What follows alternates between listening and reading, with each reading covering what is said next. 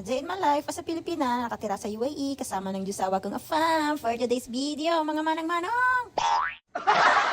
So for today's video guys, ayan, samahan nyo kami i-meet up yung katrabaho ng aking Diyosawa. Dito lang yan malapit sa may hotel na tinitirhan namin ng aking Diyosawa. Bali walking distance lang siya guys. So bago nga no, nigagala ko muna kayo kung anong itsura ng aming pinag-iistiyan dito sa may Abu Dhabi. Ayan. So bali dito sa plaza na to guys is napaka-convenient niya. Ayan, ito yan. Meron silang cafe dito. Ang tawag dyan is Belgian Cafe. Tapos dito sa part na to guys, ayan siya. Ito yung Radisson Blu. Dito kami unang nag-stay ng aking Diyosawa. And then dito sa part na to, itong hotel naman na to is Park Inn. Nag-stay lang kami ng one day dyan ng aking Diyosawa nung pagkarating namin galing Europe.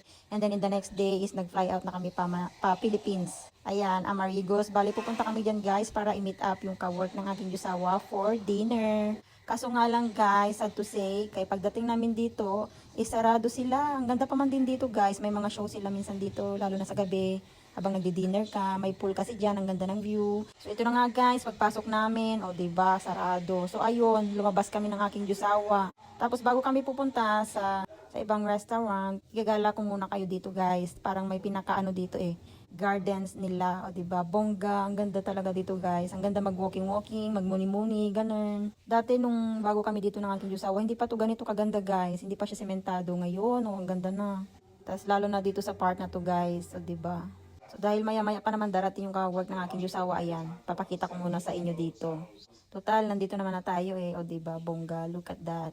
So peaceful here guys, relaxing, malayo sa downtown. As in, hindi ka talaga maboboard dito guys, kay ang ganda dito. Tas libre pa sa amin to guys, kay provided ng company ng aking Diyosawa, o diba? So bakit pa naman kami kukuha ng bahay dito kung libre naman yung tirahan namin dito guys, diba? Tas hindi naman kami titira dito ng panghabang buhay, diba? Gipon lang kami ng pera, ganun, o diba? Kumbaga, practical ba kami ng aking Diyosawa? So anyway, ayun nga, after nga doon, ayan, meron pa silang, may pa, ano pa ganito. Tapos ako, feel ko talaga dumaan dito. Sabi ko, dyan ka dito ako. Feeling mo, prinsesa, no? Tapos dito sa part na to guys is, part ito ng Crown Plaza. Tapos dito sa banda na to, mayroon silang, dito, may pa-full sila. Dito kami pupunta ng aking Diyosawa kapag crowded yung pool doon sa mismong hotel namin. Ayan. May access naman kami dyan guys anytime we want. Ganun. Tapos dito sa part na to guys, ayan, dyan yung way papuntang private beach. Kapag nagbe-beach kami ng aking Diyosawa, doon yung way.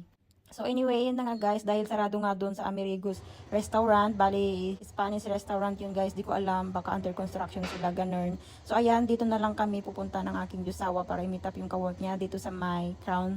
Mayroong dito guys, restaurant, resto bar, ganon. Isang tawag dito is, anong tawag nun?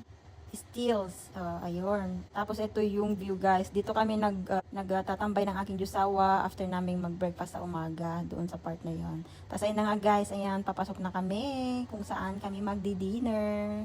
So bali wala pa yung ka-work niya guys. So bali magre-reserve na lang kami ng table para sa aming tatlo. Ayan. Finally, o diba, bongga, mamahaling restaurant guys. For sure talaga, mag-uunahan na naman yung dalawa magbayad mamaya guys. Ganyan sila guys. Nag-uunahan silang magbayad. Kung tayo mga Pinoy nag-uunahan magpalibre, sila guys hindi. Sila yung nag-uunahan magbayad mga day. Ikaw na lang mahihiya minsan So anyway nga guys, ayan, finally dumating na yung ka-work ng aking Diyosawa. Ayan, nag-aantay na kami ng aming dinner. Tapos tamang usap-usap lang kami about everything ganun, o diba? Kasi ito yung ambience guys, o diba, bongga. Yayamanin. So anyway, ito nga guys, ayan, finally dumating na yung aming pagkain. Kami kakain na at nagutom kami ng aking Diyosawa at galing kami kanina sa Ferrari World guys. Sobrang nakakapagod pala guys, nakaka-nervyos din yung roller coaster. Kala ko nga din ako makakauwing buhay Kasi ito nga pala yung in-order namin guys, nachos, tapos chicken, o diba? So anyway guys, yan lang yung ating video for today's vlog. Thank you for watching and see you on my next mini vlog. Salamat!